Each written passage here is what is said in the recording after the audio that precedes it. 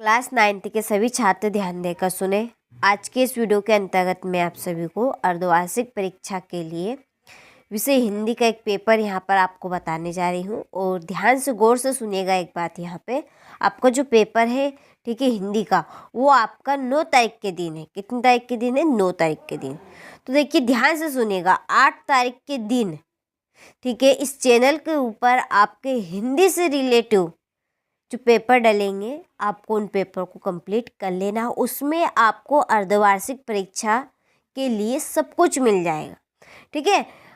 8 तारीख के दिन आपके शाम 5 बजे से रात में आपके 9-10 बजे तक, ठीक है, जो भी हिंदी के पेपर डलेंगे और इसके बाद रात 5 बजे, ठीक है, सुबह जब आपकी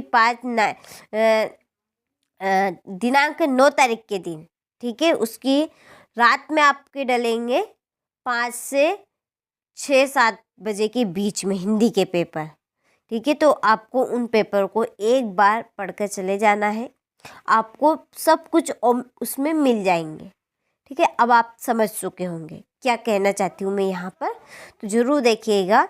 चलिए तो वीडियो को अब हम शुरू करते हैं। तो देखिए पहला प्रश्न है कि सुमति कौन था। तो जो सुमति था वो एक लेखक का सहयात्री था और एक बौद्ध भिक्षु भी था, ठीक है। तो इसका आंसर आपका रहेगा आ और बात दोनों राइट रहेंगे। दूसरा है कि सालिम अली की पत्नी का नाम क्या था। इसका आपका आंसर रहेगा तहमीना, ठीक है। चलिए तो स्क्रीनशॉट आप लेते चलिएगा। इसके बाद में हमारा अगला प्रश्न, तीसरा प्रश्न यहाँ पर दिया गया है। देखिए कि साइलेंट वैली कहाँ स्थित है। तो ये है आपकी केरल में, ठीक है, इसका आंसर केरल रहेगा। चौथा है तिब्बत में खेती की व्यवस्था देखते हैं, कौन देखते हैं? भिक्षुक। और पांचवा प्रश्न है कि गुरुदेव शब्द किस भारतीय महापुरुष के लिए प्रयोग किया जाता है। तो इसका आपका आंसर रहेगा रविंद्रनाथ टैगोर के लिए, ठीक है। चलिए स्क्रीनशॉट आप लो अच्छे से। इसके बाद में है छठा प्रश्न कि प्रेमचंद्र जी कैसे साहित्यकार थे। तो जो प्रेमचंद्र थे, अच्छे प्रेमचंद्र जी वो यथार्थवादी साहित्यकार थे, ठीक है। चलिए तो ये हमारे अर्धवार्षिक परीक्षा के लिए सही विकल्प कंप्लीट हो चुके हैं। अब हम बढ़ते हैं अगले प्रश्न की ओर। तो देखिए यहाँ पे थोड़ा सा हम यहाँ पे जूम कर लेते हैं। तो देखिए पहला है कि शांति निकेतन की स्थापना डेडेडेस ने की थी। तो शांति निकेतन की स्थापना की थी रविंद्रनाथ टैगोर ने। इसका आंसर आपका रहेगा रविंद्रनाथ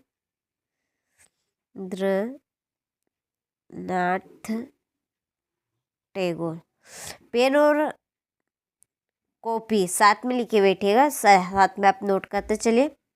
दूसरा है कवि डेडेडेस परंपरा के संत थे। कौन सी परंपरा के? तो निर्गुण,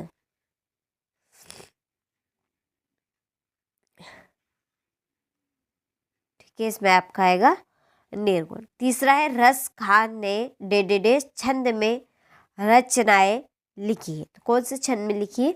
तो देखिए तीसरे का आंसर मैं यहाँ पे लिख रही हूँ से वे या, ठीक है, सेवैया छंद। चलिए तो आपने नोट कर लिया होगा। फिर हमारा अगला प्रश्न यहाँ पे, ठीक है, चौथा दवा नल का अर्थ डेडेडेस है। तो दवा नल का अर्थ है आपका आग की आग, ठीक है, जंगल की आग। यहाँ पर आएगा आपका जंगल की आग। ये आपका चौथे का आंसर है। यहाँ पे मैं चलिए लिख भी देती हूँ चौथा। पांचवा पत्थरों द्वारा पानी पीना में डेडेडेस अलंकार है। तो इसमें आपका अलंकार रहेगा मानवीकरण, मानवीकरण, ठीक है। ये आपका पांचवे का आंसर है। छठा है माँ अपने बच्चों का हमेशा डेडेडेस चाहती है। क्या चाहती है माँ? बच्चों का हमेशा कल्याण चाहती है, ठीक है।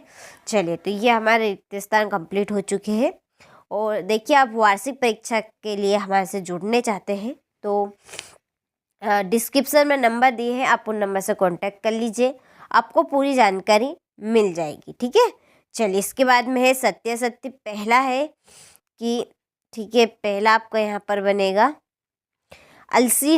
अलसी एक तिलहनी पौधा है, तो ये बात सत्य है कि असत्य है आपकी? ये बात बिल्कुल सत्य है। दूसरा है केदारनाथ अग्रवाल प्रयोगवादी कवि है, ये असत्य है। तीसरा है दक्षिण दिशा यमराज की दिशा है, ये आपका सत्य है। चौथा है रीढ़ की हड्डी एकांकी की एकांकी की नायिका उमा है, तो ये बात भी आपकी सत्य है। पांचवा है टिहरी बांध राजस्थान राज्य में है, ये असत्य है। और पांचवा है प्रेमचंद जी प्रसंगानुकूलन पोशाक पहनते थे, तो ये आपका असत्य रहेगा। ठीक है, चलिए स्क्रीनशॉट आप ले लीजिए। जोड़ी दो बैलों की कथा, पहले की जोड़ी आपकी ये रहेगी मुंशी प्रेमचंद्र। रसकन लहसा की ये रहेगी आपकी सवैया। तीसरी सांवले सपनों की याद जाबिर हुसैन। चौथी ये वाक की जोड़ी आपकी लगेगी लगदात। पांचवी कैदी और कोकिला, इसकी जोड़ी है माखनलाल चतुर्वेदी। ग्रामीश्री, इसकी जोड़ी है आपकी सुमित्रा नंदन पंत। ठीक है, चलिए जोड़ी का स्क्रीनशॉट ले लें और कंप्लीट कर लें। अब हम देखेंगे एक वाक्य में उत्तर। तो देखिए पहला है हमारे यहाँ पर कि परम धाम भेजने का क्या अर्थ है, तो इसका आपका आंसर रहेगा मार डालना। क्या है इसमें? मार डालना। ठीक है, पहले का आंसर कंप्लीट। इसके बाद में है दूसरा, क्षिति मोहन सेन कौन थे, तो ये एक प्रकांड विद्वान और स्वतंत्रता संग्राम सेनानी थे। ठीक है, तो इसका आंसर आपका रहेगा एक प्रकांड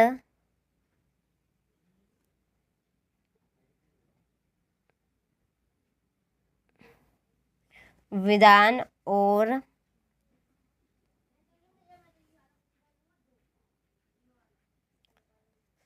स्वतंत्रता क्या थे? सेनानी।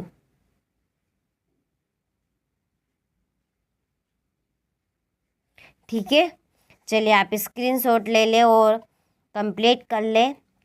इसके बाद में तीसरा, खा खाकर में कौन सा अलंकार है, तो ये अलंकार आपका है पुनः रुक्ति प्रकाश अलंकार। पुनः रुक्ति प्रकाश अलंकार। ठीक है, चलिए इसके बाद में हमारा है चौथा प्रश्न, कवि ने जेल को किसका डेरा बताया है, चोर और हवाओं का। इसमें आएगा आपका चोर और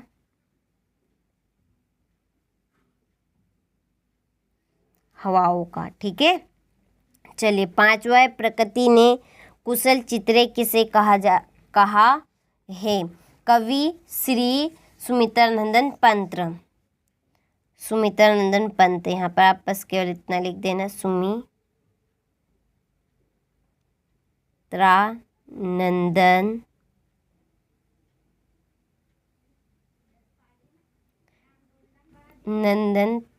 पंत। ठीक है, चलिए इसके बाद में छठा है हमारा कि वृंदावन कौन प्रसिद्ध है, तो श्री कृष्ण की लीला स्थली होने से। वृंदावन क्यों स्थित है, तो इसका आंसर आएगा आपका कृष्ण की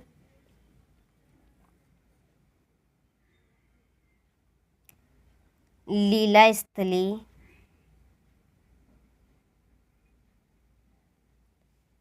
स्थली होने से। ठीक है, कृष्ण की लीला स्थली होने से। चलिए, तो स्क्रीनशॉट आप अच्छे से ले लें, कंप्लीट कर लें इनको। चलिए, अब हम अगले प्रश्न की ओर बढ़ते हैं। तो हमारा अगला प्रश्न है कि किस संसार में सच्चा संत कौन कहलाता है। इसके अंत कवि ने कोकिला के बोलने के किन कारणों की संभावना जताई। ग्राम श्री कविता में किस मौसम के सौंदर्य का वर्णन है। प्रबंध काव्य किसे कहते हैं, इसके भेद बताइए, उदाहरण दीजिए। रस की परिभाषा लिखते हुए बताइए कि रस को निष्पत्ति कैसे होती है। कांजी हौज में कैद पशुओं की हाजिरी क्यों ली जाती है। ठीक है, चलिए बाकी के प्रश्नों को यहाँ से आप स्क्रीनशॉट लेते चलिए और अच्छे से इनको आप कंप्लीट करें ताकि आप अच्छे से अच्छे अंक प्राप्त कर सके। देखिए, इस चैनल के ऊपर आपको वार्षिक परीक्षा के लिए 6 मॉडल पेपर